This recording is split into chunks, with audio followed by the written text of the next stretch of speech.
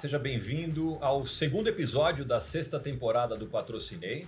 A gente está de casa nova, como vocês já viram no primeiro episódio, aqui nos estúdios da Gutierre.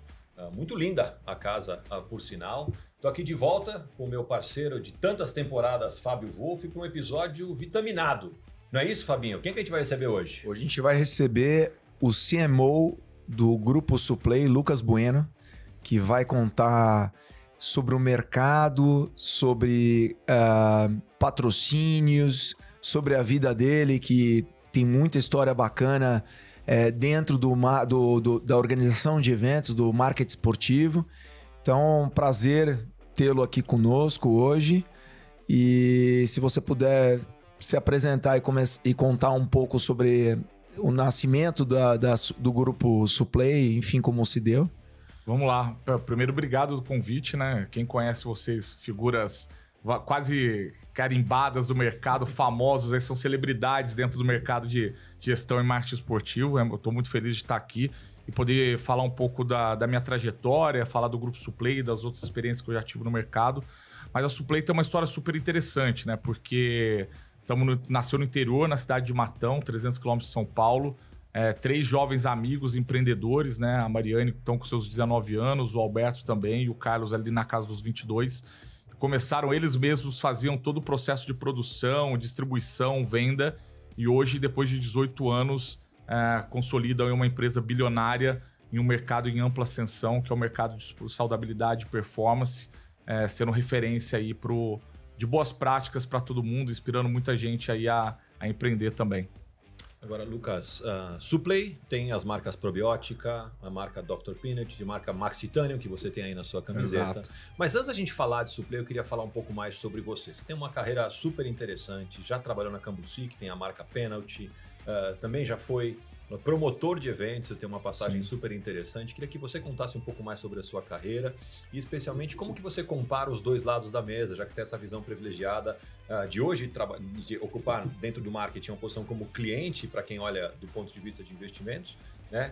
Mas também já teve no lugar do patrocinado. Então, queria que você contasse um pouco sobre essas duas óticas e detalhasse um pouco mais da sua carreira. Eu acho que por ter podido vivenciar as diferentes frentes da nossa indústria faz uma baita de uma diferença no dia a dia, tanto quando a gente vai avaliar qualquer pedido de patrocínio ou um plano de lançamento de produto, porque você consegue entender de fato como levar as propriedades para a cadeia de valor do negócio que você está inserido, que você está atuando, né? Então eu consegui ao longo do tempo passar por consultorias, agências, cliente e eventos, e acho que isso traz um olhar muito claro da jornada inteira de experiência que um fã pode ter com um determinado ativo, um asset esportivo, né? Então, eu vejo que isso trouxe para mim um nível de repertório que eu posso dizer que faz a diferença, tanto desde a concepção de uma ideia, de um planejamento, até a forma como executar, como avaliar o retorno de todos os investimentos que hoje eu conduzo lá junto com o meu time na Suplay. Conta um pouco mais para nós sobre as tuas passagens ao longo dessa jornada dentro do marketing esportivo. Você já esteve do outro lado do balcão como organizador e captador de patrocínios. Se você conseguir desenvolver no sentido das histórias bem-sucedidas, as histórias mal-sucedidas, é legal para trazer para o nosso... Não é mais ouvinte, né, Ivan? Pro nosso fã. Fã é a palavra. É assim, lá a gente não fala nem com cliente, nem consumidor, é fã. Então, dá sim, Fábio. Acho que a convicção que eu tenho profissional começou lá atrás e eu era obcecado realmente por entrar em marketing esportivo, né? Desde a faculdade eu mirava que eu queria trabalhar com isso. Obviamente que ao longo do tempo eu fui vendo que era pouco pro que eu queria, eu tinha uma paixão. E eu via que podia fazer a diferença no processo de construção de marcas através do esporte, né? Seja para gerar equity, mas principalmente para mexer no ponteiro, que era algo então que era muito intangível há 15, 16 anos atrás.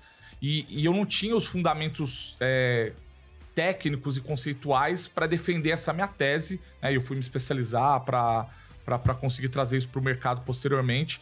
E o que eu pude aprender nesse processo, e é legal que você falou a gente sempre romantiza os belos cases, né?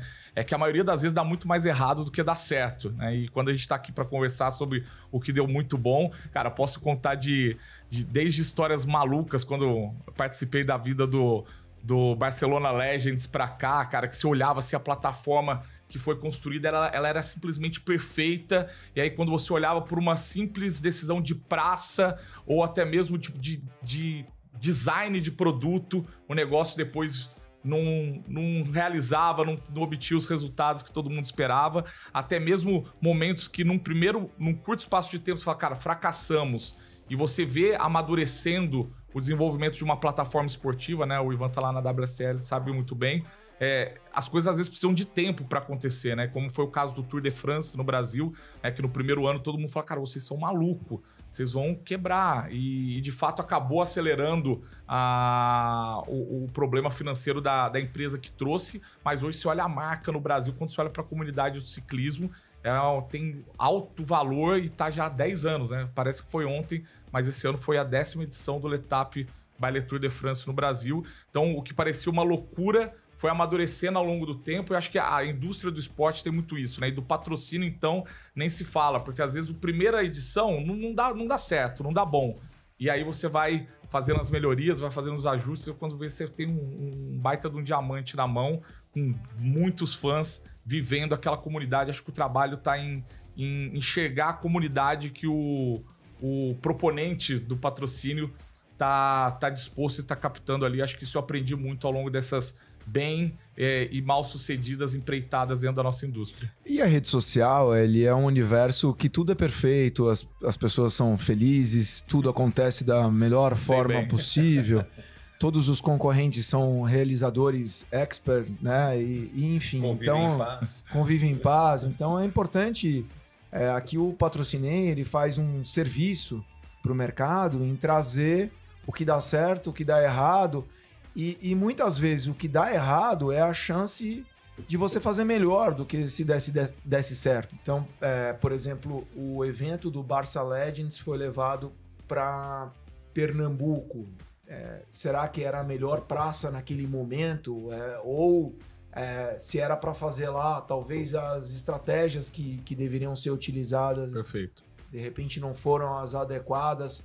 Porque o Brasil é do tamanho de um continente e a gente sai de São Paulo, vai para o Rio, vai para Minas ou vai para a Bahia e você tem que entender as culturas locais e muitas vezes esses eventos eles têm que estar super adaptados, né? Senão não dá certo, né?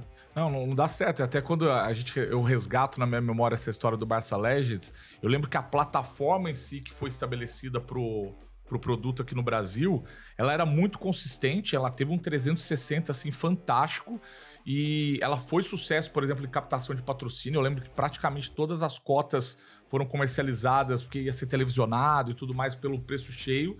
Mas realmente quando a gente chegou ali para execução na praça mesmo, né, talvez por uma calibragem errada de precificação ou até mesmo tipo de composto promocional para atrair o público para a arena ali, para aquele público, para aquele evento, não tenha surtido efeito, né? Então, de novo, são diversas variáveis que tem que ir se encaixando, porque às vezes o produto é bom, mas dentro do design completo dele ali para realizar.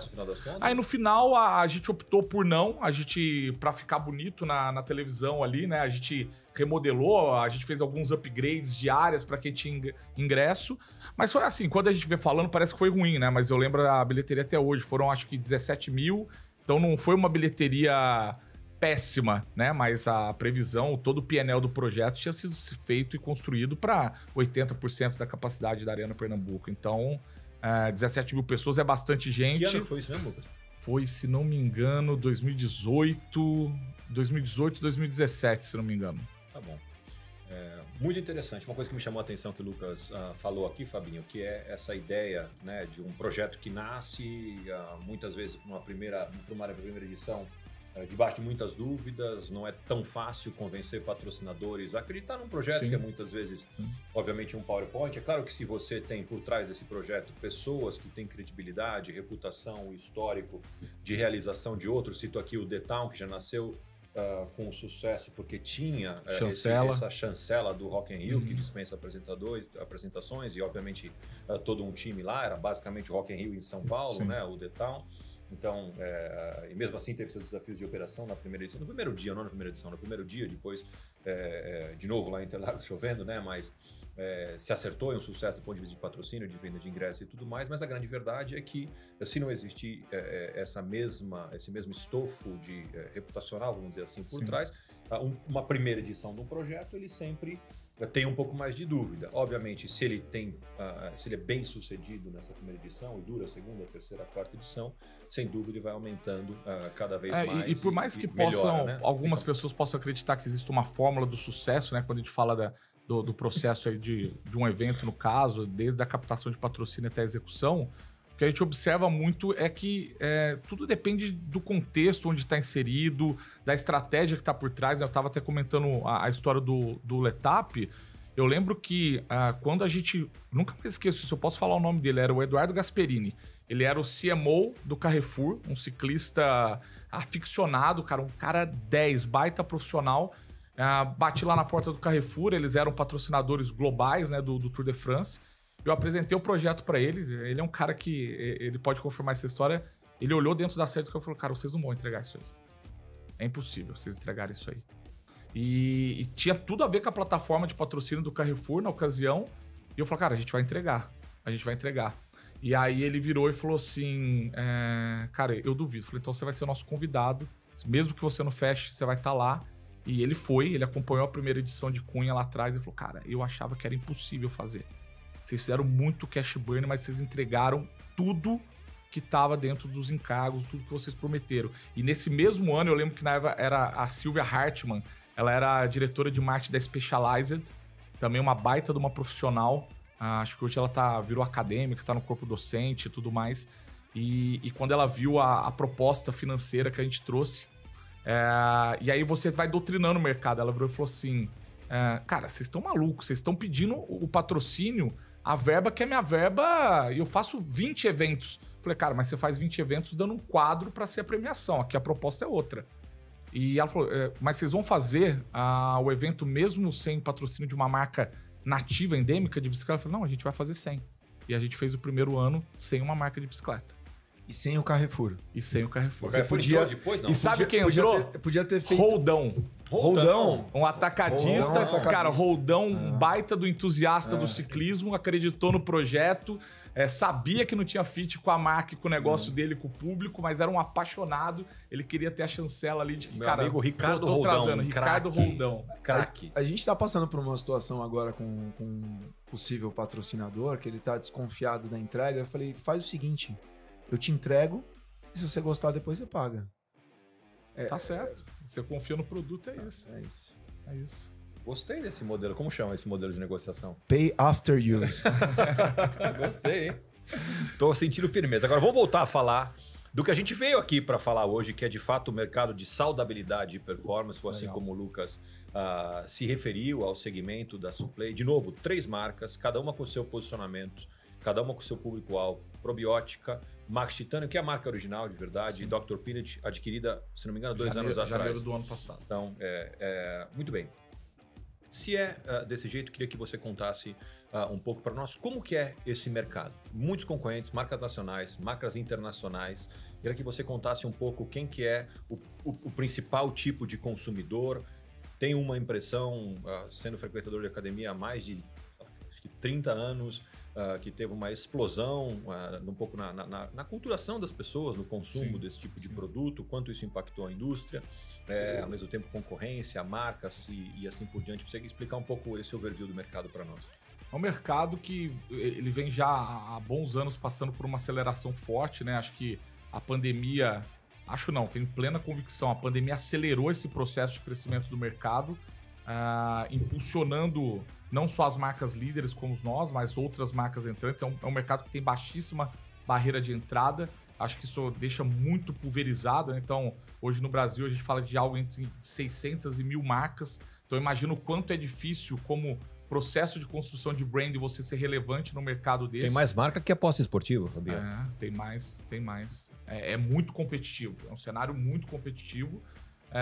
Mas é um mercado que ele continua apontando para crescimentos exponenciais até ali 2028, 2029, mais de 2 dígitos por ano, né?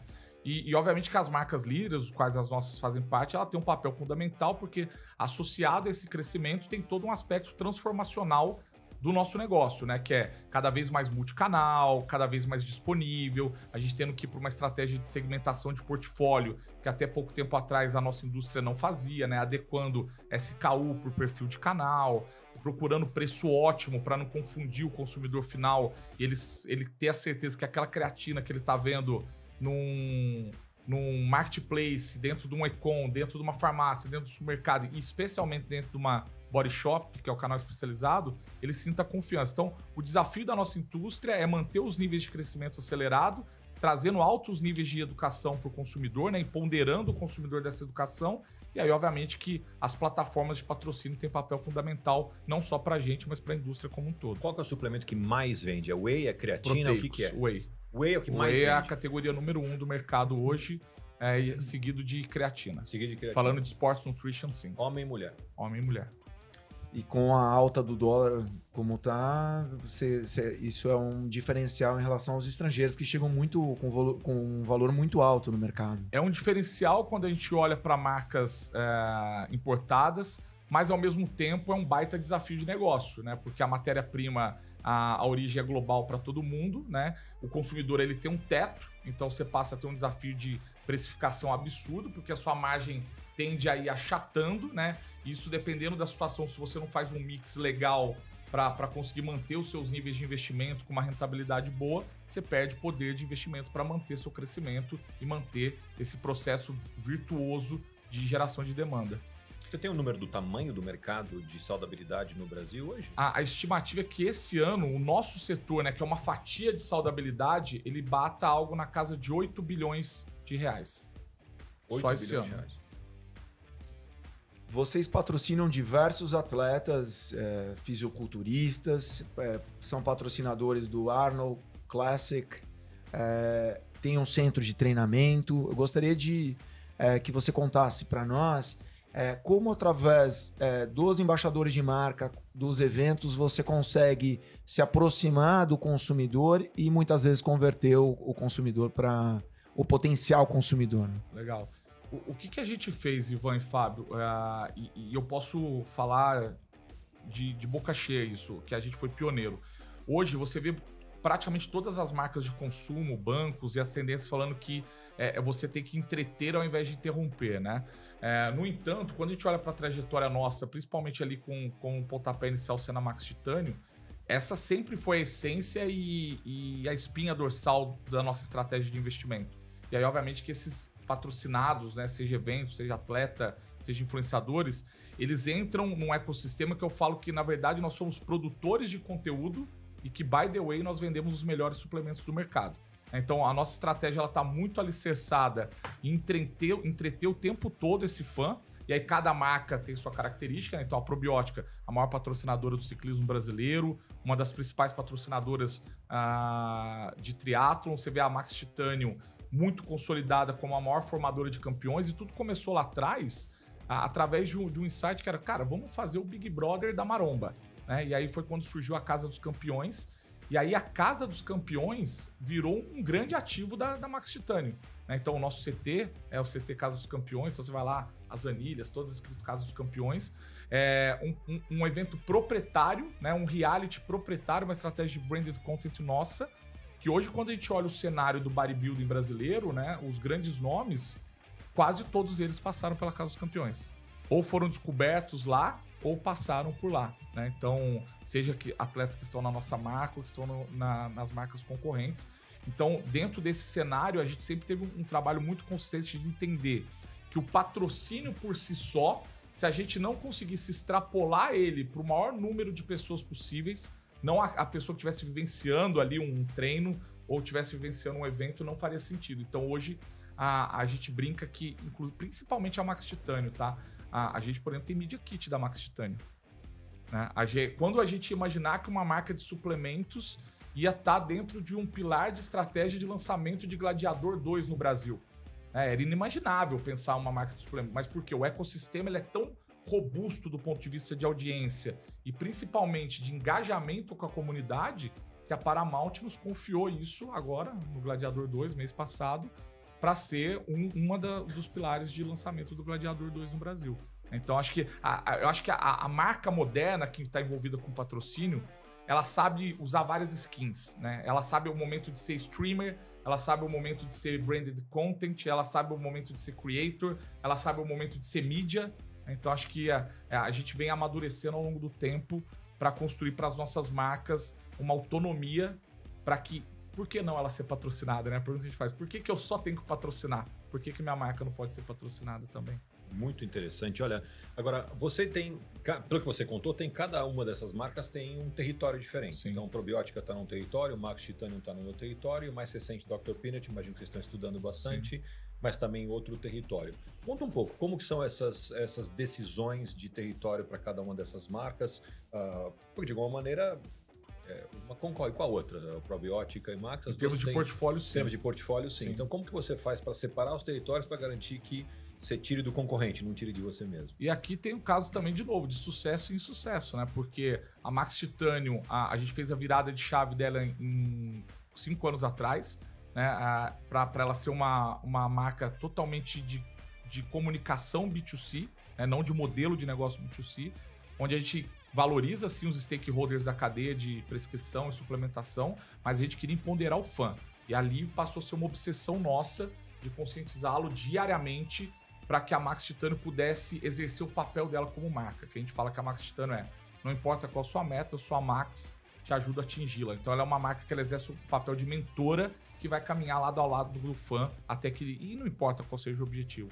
A Probiótica, e aí é o caso bem sucedido, né? Acreditamos, amadurecemos. A Probiótica, quando a gente fez a aquisição da Valiant, a gente mudou as estratégias de patrocínio completamente.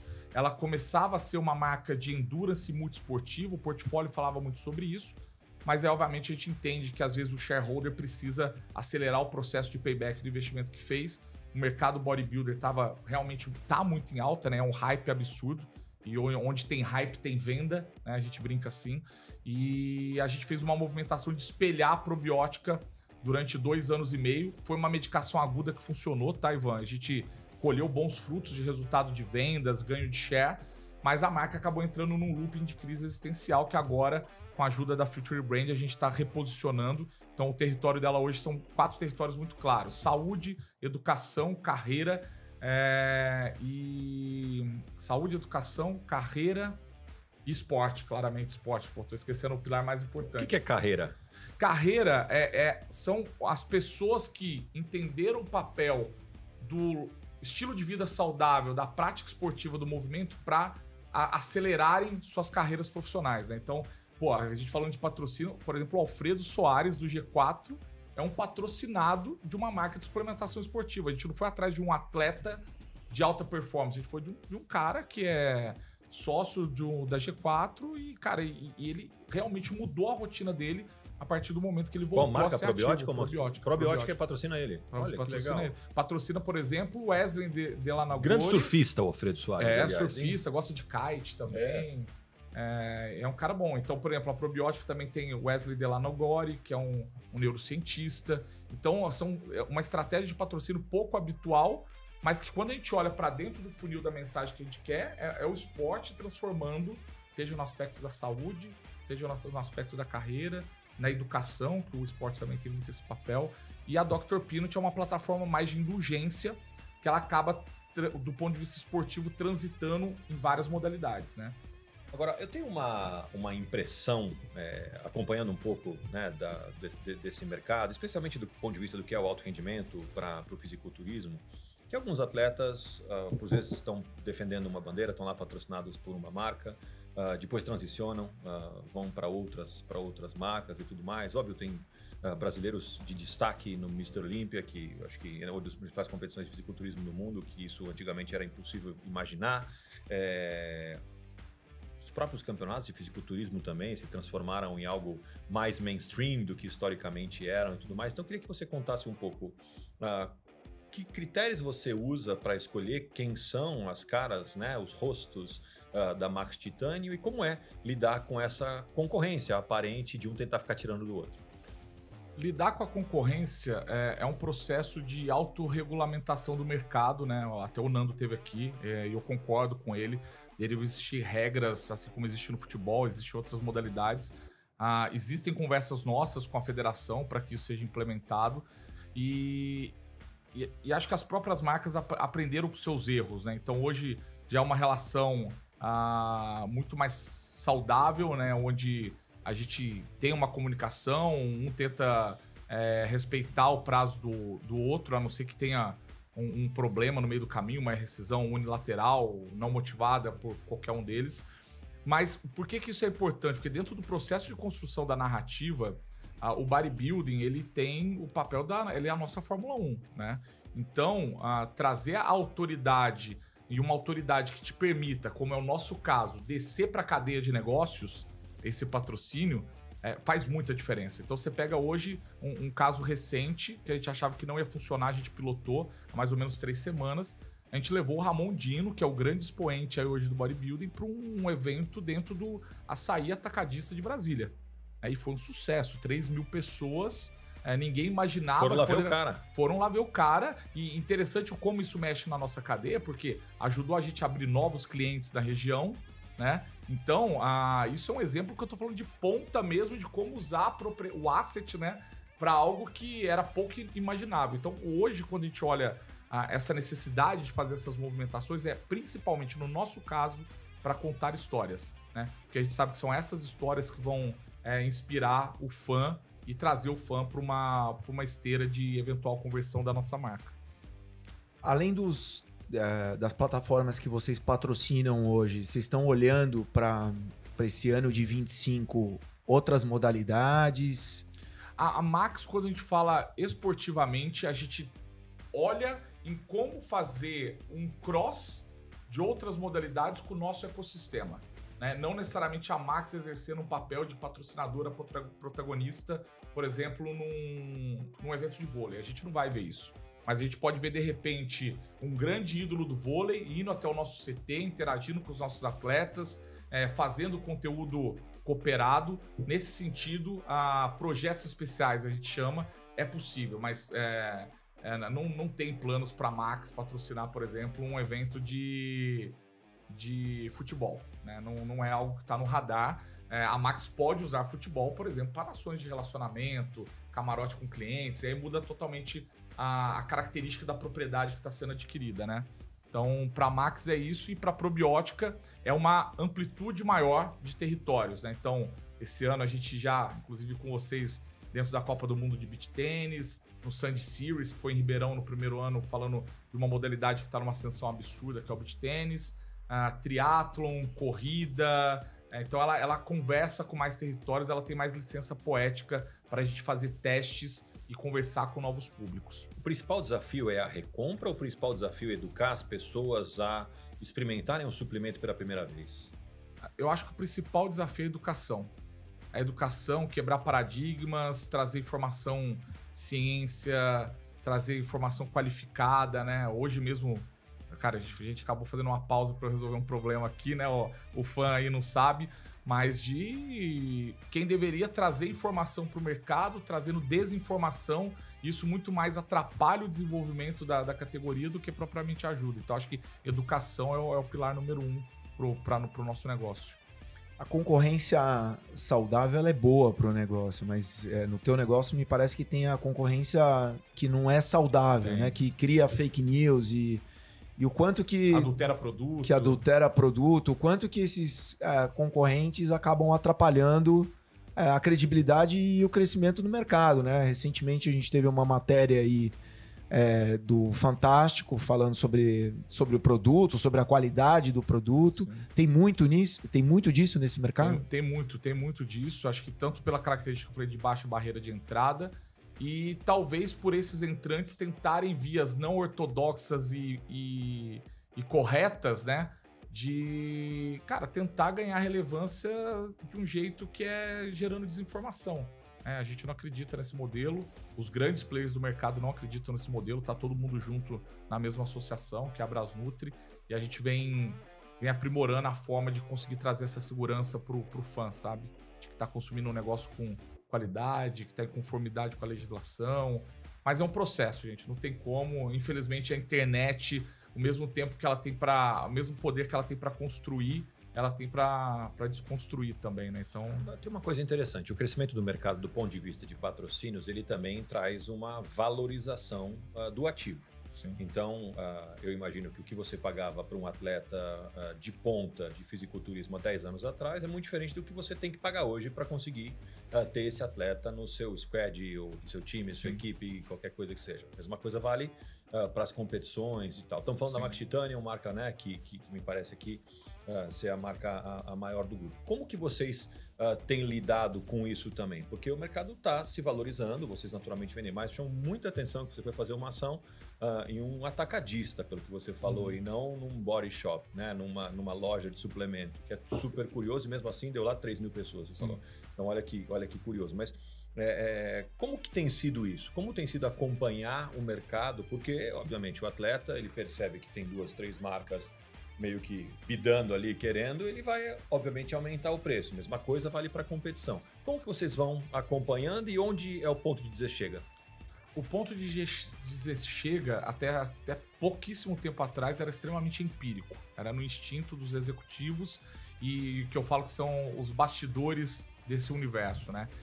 Com a evolução dos métodos de mensuração, a gente conseguiu estancar esse sangramento sem fim, essa inflação sem fim do setor, porque hoje a gente tem, por exemplo, nós temos ferramentas de inteligência artificial que mensuram, por exemplo, o quanto esse atleta contribui no share of attention do meu ecossistema, né? Então, ele versus os outros atletas, quanto ele representa do share de atenção do meu negócio. Proprietário ou contratado essa ferramenta? É uma inteligência contratada, chama Winning. Um abraço pro Jean aí. Jean, mais Legal. Um aí que eu faço jabá para vocês. Dá um desconto. Dá o desconto aí na nossa anuidade. Então, por exemplo, a própria Winning, quando a gente vai para uma mesa de negociação de renovação ou de contratação, a gente chega com um raio-x. Fala assim, ó, cara, você como atleta Ivan, você produz em média 50 conteúdos por mês, isso te dá 15% de share of production do setor. Quando você vai para uma pizza e é super didático, você vai para uma pizza de visualização, o que você produz, você tem ou é impulsionado pela tua relevância, você traz muita visualização e você gera isso de engajamento, né? Então hoje não é nada mais dentro do achismo, né? Então até nosso time de Sports Marketing, eles ficam conectados junto com o time de digital o tempo todo e a gente acompanha em tempo real. E a gente olha sob 2 perspectivas. Eu acho que aí vou ensinar um pouco dos concorrentes talvez, mas faz parte do processo de melhoria do mercado. A gente olha tanto do que a gente chama de share of attention proprietário, mas o quanto esse asset, esse atleta patrocinado, ele consegue gerar conversa. Então, que é o indicador de UGC. Então, a gente vai para dentro de share of attention de UGC, entende, por exemplo, quantas pessoas falam do Fábio, essas pessoas falando quanto elas atingem, e a gente fala, pô, aqui tem um cara bom, né? Precisamos trazer ele pro time de patrocinado. É o cara que faz a conversa acontecer, né? Agora, então é muito curioso você estar falando, porque na verdade você pode ter um campeão do Mr. Olímpia que não necessariamente faz nada desse trabalho. Exato. Então aí a performance esportiva não necessariamente está ligada à performance digital. Você pode ter alguém que é um atleta, ou pode ser até inclusive um atleta amador. A gente chama de relevância de cultura, né? Então a gente fala que o atleta perfeito é aquele que combina alto desempenho esportivo, alta capacidade de gerar diálogo e, consequentemente, é um baita produtor de conteúdo, ou por si só ele já é o conteúdo. Isso faz com que ele tenha relevância cultural dentro da comunidade. Então esse cara é o cara que provavelmente ele vai ter os melhores salários, não só nosso, quanto da indústria como um todo. Vocês ajudam o atleta a se desenvolver como criadores hoje, de conteúdo? A gente tem um hub de produção de conteúdo, né, que acompanha. Os próprios atletas passam por isso, alguns passam por mentoria, inclusive externa, de especialistas, por exemplo, em Instagram, em TikTok. E dentro do nosso time, a gente tem um pessoal que faz o acompanhamento mensal. Por exemplo, a Fernanda, ela senta, que é a menina de digital, né, a menina nossa que lidera digital. Ela senta, por exemplo, com a Angela Borges e fala, ó, cara, a gente viu aqui que a tua audiência tem uma tendência correlata de falar sobre beleza. Cara, pô, vamos tentar fazer conteúdos de beleza também, não só conteúdos de treino, para você aumentar a tua base de alcance, a tua base de audiência. Então tem um time que acompanha junto e presta esse serviço que é próprio interessante para nós. treino é o conteúdo, né? Eu tenho visitado vários CTs para conhecer essa nova onda dos CTs, né? Que tem, acabou de abrir lá agora no ano passado o CT da Aeroberg em Alphaville, os diversos CTs grandes. É muito curioso, assim, quase mas muitas das pessoas que estão lá treinando tem lá um tripé, um tripézinho com o celular, com uma câmera, filmando, fazendo conteúdo. Então eu vejo que o próprio treino, e tem diversas abordagens, tem alguns que tem um tom mais bem-humorado, outros tem um tom mais do treino, e aí óbvio, tem os perfis das personagens de cada um, mas se transformou numa verdadeira febre, não só de quem, né, óbvio, tem essa carreira profissional, mas de treinar de maneira geral. Entusiasta, né? Do amador, mesmo, né? E isso faz parte, porque é como uma corrida. É um movimento que você vê na corrida. Você tem muito mais entusiasta do que profissional. Né? E quando a gente olha, é interessante porque isso dentro da estratégia de patrocínio, né, que é o tema central nosso, o quanto o patrocínio, por exemplo, e a galera não imagina, ele melhora a tua rentabilidade de compra de mídia, por exemplo. É algo que ninguém mensura, a gente mensura.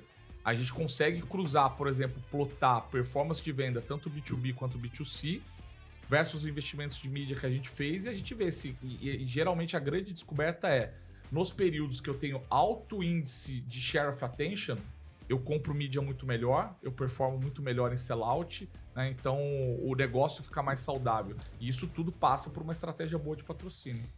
E essas coisas vocês aprenderam sozinho, com o tempo, experimentando, ou através de uma consultoria que... Muita coisa experimentando, e acho que, cara, é um mérito dos donos da Suplay que permitem com que os executivos busquem e tentem beber água limpa, né? Eu lembro um caso muito clássico, quando a Brand Lover surgiu ali do Rafa Velar, ninguém botava fé, a gente pilotou com eles e, cara, num curto espaço de tempo dentro do nosso DTC, eles chegaram a bater 10% de relevância, né? De representatividade em vendas, não só em geração de mídia através de creators. Então a Suplay permite isso, tanto da estratégia de patrocínio como de mensuração, de ser pioneiro, sabe? Isso aí é uma coisa que acho que é mérito dos sócios, da forma como eles pensam. E o BBB do bodybuilding, que você comentou... Casa dos Campeões. A Casa dos Campeões. Conta um pouco mais. Cada um cria o seu conteúdo ou existe... Ela já teve vários formatos. Tá. Né? Quem que é o Tadeu Schmidt da Casa dos Campeões? O Tadeu Schmidt, na verdade, geralmente é alguém do time. É um atleta pró do time, é um comunicador pró do time. Mas a Casa dos Campeões começou em 2016 com seletivas digitais. Levavam-se os finalistas para uma casa, então não era em tempo real. Então foi o primeiro formato. E aí lá dentro, tipo, passavam por provas, como se fosse No Limite, etc. Viam experts, grandes atletas, como e médico, como Paulo Musi, Felipe Franco, avaliava e dali saiu um vencedor. A gente já teve formato de uma casa, né, que a galera ficou mais de 3 meses se preparando para campeonato. Então tinha câmeras mesmo, estilo Big Brother, saíam 2, 3 vídeos por dia, onde a gente também fazia as finais e mostrava a galera competindo. Então eles iam para um evento da Muscle Contest.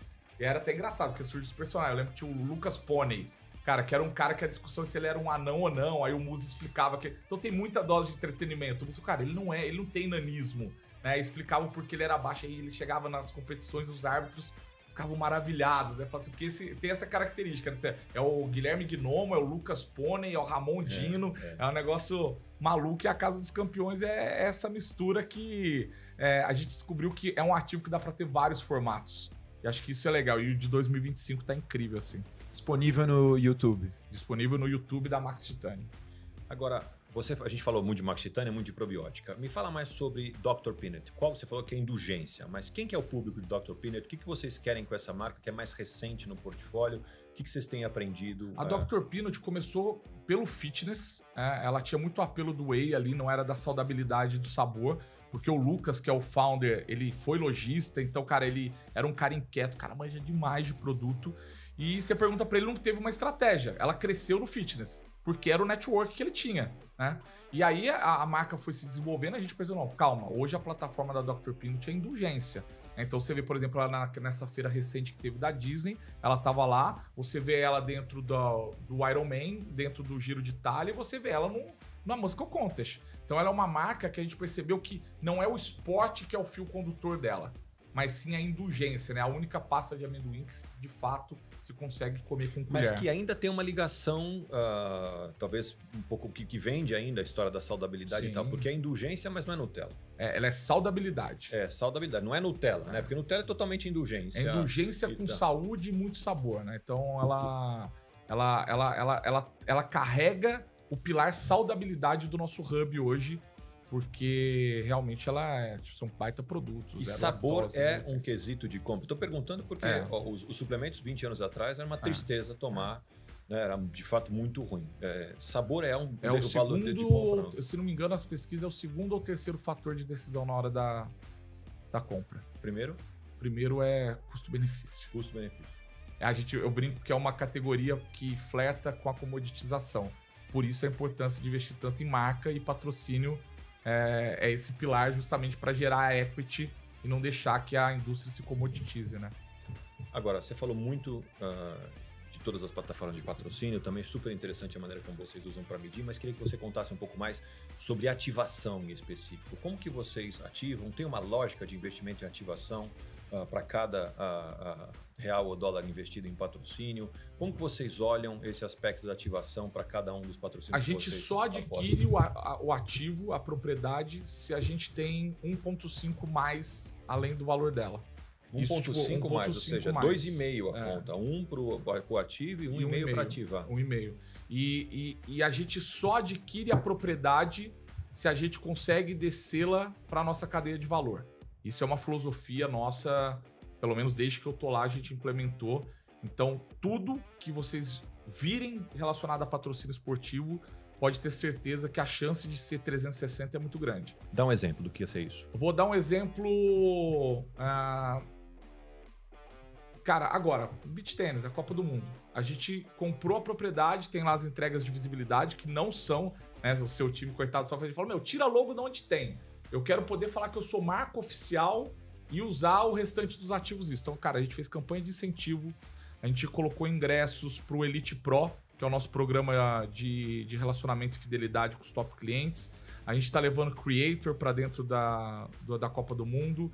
A gente fez conteúdo de treinamento associado à Copa do Mundo, ao beach tennis em si, na nossa Academy, que fala sobre produto. Então, qual o produto mais adequado para quem está praticando beach tennis? A gente levou para a nossa estratégia de social, a gente está levando jornalista, a gente fez incentivo de vendas. Então, assim, a Copa do Mundo, a gente fez tudo que a gente podia com o ativo, né? Tudo que a gente podia usar, a gente usou.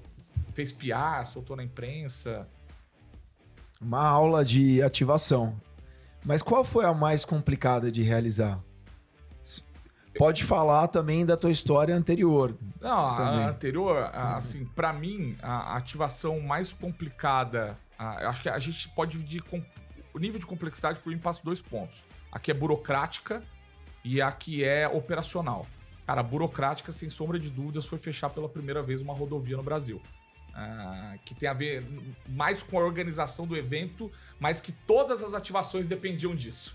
Se a gente não fechasse a rodovia, cara, não tinha evento. Se foi o Letap. Se não tinha evento, consequentemente não tinha ativação. Mas é complexo isso, hein? E foi assim, eu lembro que foi uma luta. E acho que do ponto de vista operacional, acho que quando a gente lida com... E na época foi o Maurício, que era meu sócio na Touch, né? Que foi a consultoria que a gente criou há muitos anos atrás. Foi a despedida do Ronaldo, lá no Pacaembu, para organizar 6 empresas ao mesmo tempo, com características. A gente era super júnior. Brasil e Romênia. E a gente se embananava pra caramba. E, nossa, ali juntou a junioridade com a complexidade de muita coisa acontecendo ao mesmo tempo. Olha que bacana. O nosso convidado conta o que não deu certo, né? É muito importante dividir, porque muitas vezes de algo ruim que aconteceu, você consegue trazer uma solução antes do problema realmente acontecer no teu evento. Então é muito importante essa troca. Se me perguntarem o que de ruim acontece num evento que a gente organiza, eu falo tudo, né? Porque eu sei que no próximo a gente vai melhorar. E a mesma coisa, imagino que nos eventos de surf, por exemplo, que são desafiadores, ainda mais num ambiente aberto, onde a mãe natureza tem gritado de vez em quando, não é brincadeira. Certo, Ivan? Os eventos de surf acontece tudo certo, Lucas. É um negócio que a gente é abençoado. É uma perfeição, né? Uma perfeição da natureza.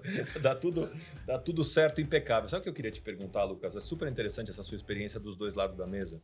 E eu queria que, obviamente, você tenha a chance de trabalhar com esporte, que aparentemente é o que você gosta, e trabalhar numa marca que cresce, pulsante e tudo mais. Imagino que muita gente gostaria de ter uma carreira como a sua, né? De trabalhar nessa indústria do esporte ou mesmo até do entretenimento. Que dica que você dá para essa pessoa que quer trabalhar? Você que já passou, você mesmo falou agora, quando eu era novo lá, meu projeto, apanhei e tal. Que dica que você dá para quem quer crescer nessa carreira, já trabalhar na indústria, e quem quer entrar na indústria? Não olhe só para a indústria. Tenha repertório, entenda de negócios. Só assim, se você é um proponente, você vai conseguir fazer uma boa proposta de patrocínio. Só assim, sendo cliente, você vai entender como uma propriedade pode trabalhar não só para o equity de marca, mas para mexer no ponteiro. Para mim, é o que eu falo para o time, é repertório e entender de negócios. Eu falo que eu gosto muito de esporte, mas eu gosto de vender pra caramba também. Então, se a propriedade me ajuda a vender, a gente quer a propriedade. Repertório incrível do Lucas. E agora, Lucas, a gente está se aproximando do final do episódio, eu queria que você nos contasse um pouco de uma experiência positiva ou negativa no quadro que a gente chama de Eu Patrocinei. Posso chamar? Pode. Então tá bom. Vai lá. Eu patrocinei? Essa aí deu uma travada, porque assim, tem tanta coisa legal que eu tenho medo de ser injusto, sabe? Tipo, é complicado.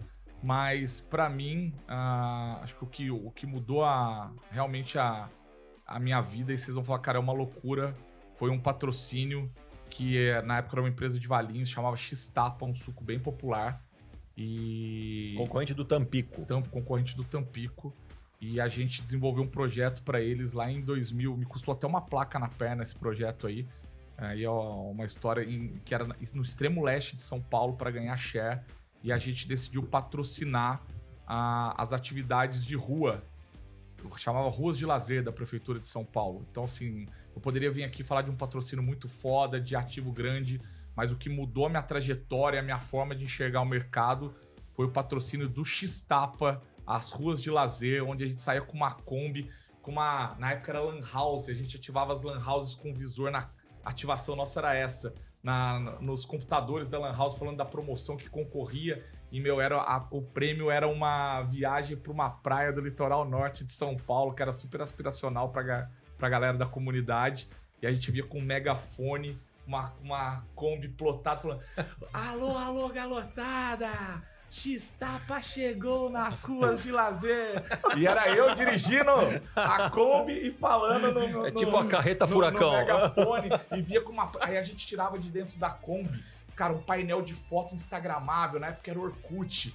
E aí montava, jogava você tem bola foto com a molecada. Deve ter. Tem um vídeo, cara, Maurício, se você assistir, que foi quando eu quebrei a perna, faltou molecada pra jogar, né?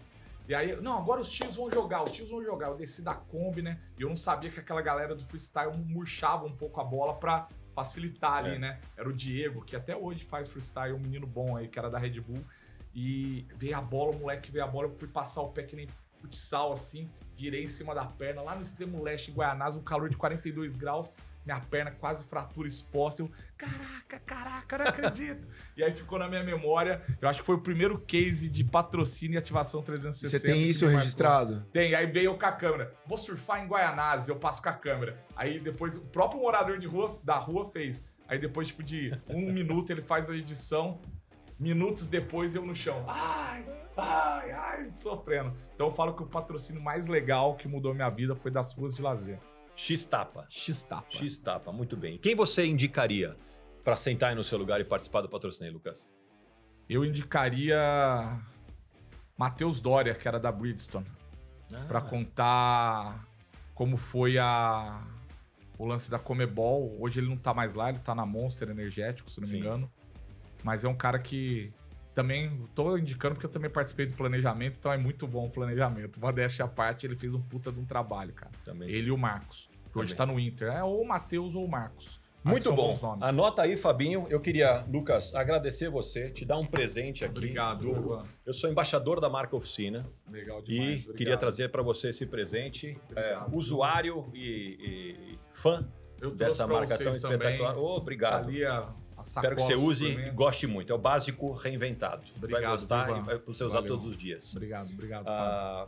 Parabéns pela sua trajetória. Valeu. Obrigado por você ter vindo. Muito impressionante. Todas as lições. Olha, fiz algumas anotações aqui de coisas que me chamaram a atenção. A ideia de entreter ao invés de interromper. Um produtor de conteúdo que vende suplementos. Adorei a frase: onde tem hype, tem venda. Né? Falou da casa dos campeões, todas as métricas que vocês têm para fazer mensuração de patrocínio. E sem dúvida nenhuma, muito feliz de saber, né, que 3 marcas tão interessantes, tão pulsantes, que crescem, que conquistam o mercado. Tem de trás, não sou sócio, que você contou rapidamente a história aqui, mas especialmente uma cabeça como a sua, cuidando disso com tanto brilhantismo. Então, parabéns pela trajetória, muito boa sorte nesse ano de 2025 e obrigado por ter vindo ao Patrocínio e compartilhar todo esse conhecimento com a gente. Obrigado, Fábio. Vamos para mais, né? Temos que continuar movimentando essa indústria do patrocínio para cima. Só para lembrar que ele foi muito gentil e disse que eu e você éramos celebridades do marketing esportivo. Fico até envaidecido. Pois é, nada como ter amigos, né? Então, falando nisso, queria que você chamasse o Pensamento do Lobo. Pensamento do Lobo. Qual é o Pensamento do Lobo do episódio de hoje? Pensamento do Lobo é uma frase minha. Quer trabalhar com marketing esportivo? Primeiro faça ativação do X-Tapa. Depois você vai estar preparado para tudo. Vídeo. A onda em Guaianara. A onda em Guaianara. A onda em Guaianara.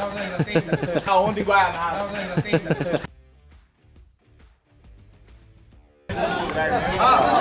Se machucou? Torceu o pé? Vídeo do X-Tapa. Bom, esse com certeza não estava no script, mas o moço aqui tá tentando se arriscar, saindo do script agora que a gente abriu a câmera. Então, Lucas, mais uma vez te agradeço por ter vindo. Obrigado a você pela audiência e a gente volta na semana que vem com o 3º episódio da 6ª temporada do Patrocinei. Até lá.